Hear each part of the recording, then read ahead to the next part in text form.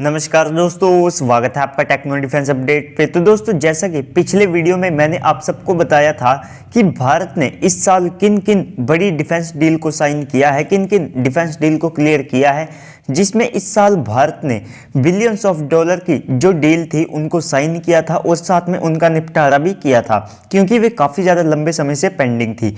लेकिन आज की इस वीडियो में हम बात करेंगे 2021 के बड़े डिफेंस इवेंट्स के बारे में, टेस्ट्स के बारे में, और इस सब के अलावा कौन कौन से हथियारों को इस साल सेना में शामिल किया है उसके बारे में भी हम जानेंगे। तो चलिए दोस्तों, अपनी वीडियो को शुरू करते हैं। तो दोस्तों, सबसे पहला यहाँ पर आ जाता है S-400। तो देखिए दोस्तों, भारत ने रशिया के साथ 2018 में 5.5 बिलियन यूएस डॉलर के साथ 5 सिस्टम की जो डील थी वो साइन की थी, और उसके बाद ये एक ऐसा वेपन बन गया था जिसका हर भारतीय को इंतजार था, और अब इस साल इसकी जो पहली रेजिमेंट है वो भारत को मिल भी चुकी है। तो दोस्तों, ये जो एयर डिफेंस सिस्टम है ये दुनिया का सबसे ज़्यादा एडवांस और साथ में अनबीटेबल एयर डिफेंस सिस्टम माना जाता है, और इसकी जो ट्रैकिंग रेंज है वो लगभग 600 किलोमीटर तक है, यानी कि 600 किलोमीटर तक ये अपने टारगेट को ट्रैक कर सकता है। और इस सब के अलावा 400 किलोमीटर तक ये ballistic missile, fighter jet, UCAV और दूसरे जो एरियल टारगेट है उनको डिस्ट्रॉय करने की कैपेबिलिटी रखता है।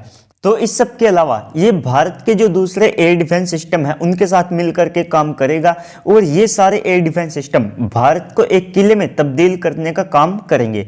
तो दोस्तों, इसके बाद अगला जो टेस्ट था वो था अग्नि 5 मिसाइल का। तो देखिए दोस्तों, ये भारत का एक ऐसा हथियार है जिसको लेकर चाइना ऑलमोस्ट पैनिक में रहता है, और चीन ने इस साल पूरी कोशिश की कि भारत अग्नि 5 मिसाइल का टेस्ट ना करे। लेकिन दोस्तों, भारत ने अग्नि 5 ICBM इंटरकॉन्टिनेंटल बैलिस्टिक मिसाइल का टेस्ट किया, और इसके अलावा इसमें जो MIRV टेक्नोलॉजी है उसको भी टेस्ट किया।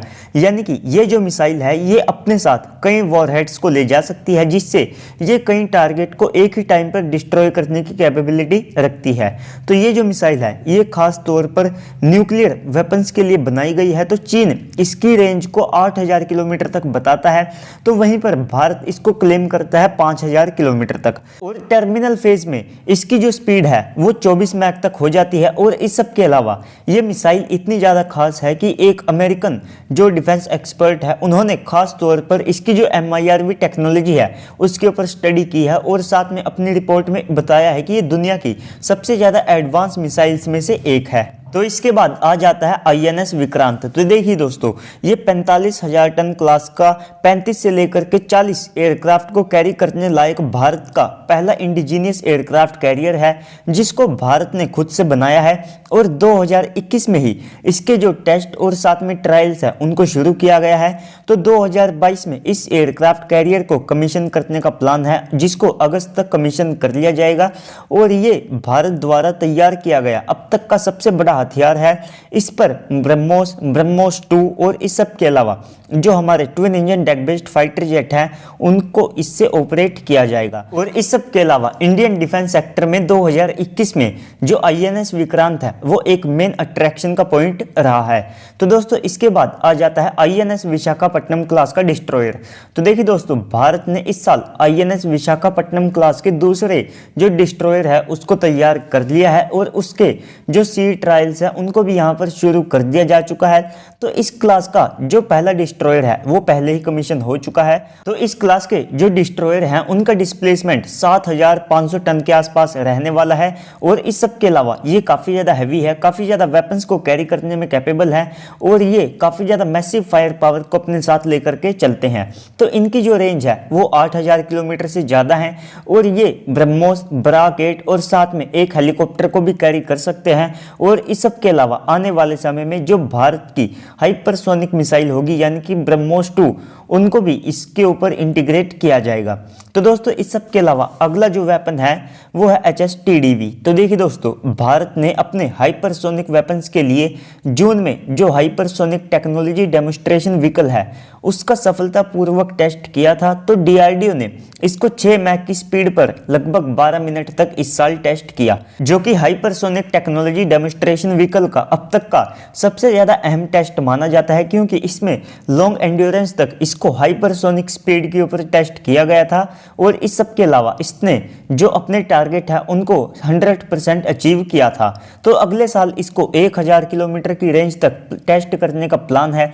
तो वैसे तो भारत 700 से लेकर के 1000 किलोमीटर की जो ब्रह्मोस 2 है उसको प्लान कर रहा है, लेकिन दोस्तों पूरी उम्मीद है कि भारत आने वाले समय में 2500 किलोमीटर की रेंज वाले जो हाइपरसोनिक वेपन्स होंगे उनको भी बनाएगा और उनको भी अपने बेड़े में शामिल करेगा। और इस सब के अलावा भारत एक हाइपरसोनिक ग्लाइड व्हीकल के ऊपर भी काम कर रहा है जिसको HGV-202F के नाम से जाना जाता है। तो दोस्तों उसको भारत की जो प्राइवेट फर्म है वो बना रही है और इस सब के अलावा उसको जो है भारत की जो अग्नि 5 और इस सब के अलावा हो सकता है कि जो अग्नि 6 मिसाइल होगी उसके ऊपर उसको माउंट किया जाएगा, क्योंकि हाइपरसोनिक वेपन्स मेनली 2 कैटेगरी के होते हैं, जिसमें एक तो हाइपरसोनिक ग्लाइड व्हीकल होता है और इस सब के अलावा एक होती है हाइपरसोनिक क्रूज मिसाइल। तो इनमें सबसे ज़्यादा जो डेडली है वो हाइपरसोनिक क्रूज मिसाइल को माना जाता है, क्योंकि जो हाइपरसोनिक ग्लाइड व्हीकल होता है वो आप कह सकते हैं कि एक लिमिट तक जो बैलिस्टिक मिसाइल की ट्रैजेक्टरी है उसको फॉलो करता है, जिससे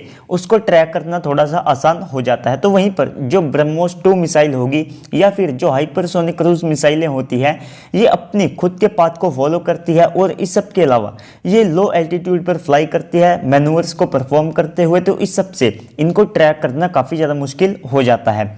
तो दोस्तों इसके बाद अगला जो वेपन है वो है INS करंज। तो देखिए दोस्तों इसको इसी साल इंडियन नेवी में लिया गया है।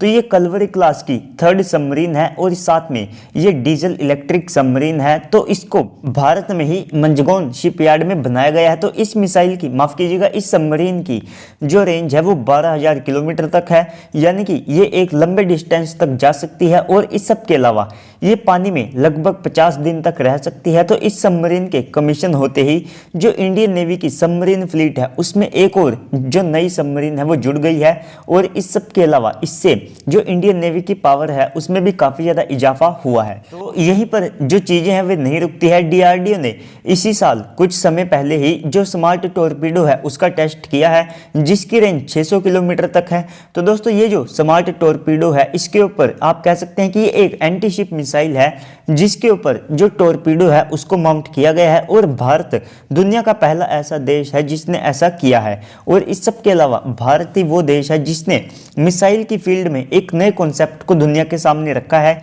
और कुछ ही समय में जो दूसरे देश है वे भी इस तरह की मिसाइल के ऊपर काम करना शुरू कर देंगे।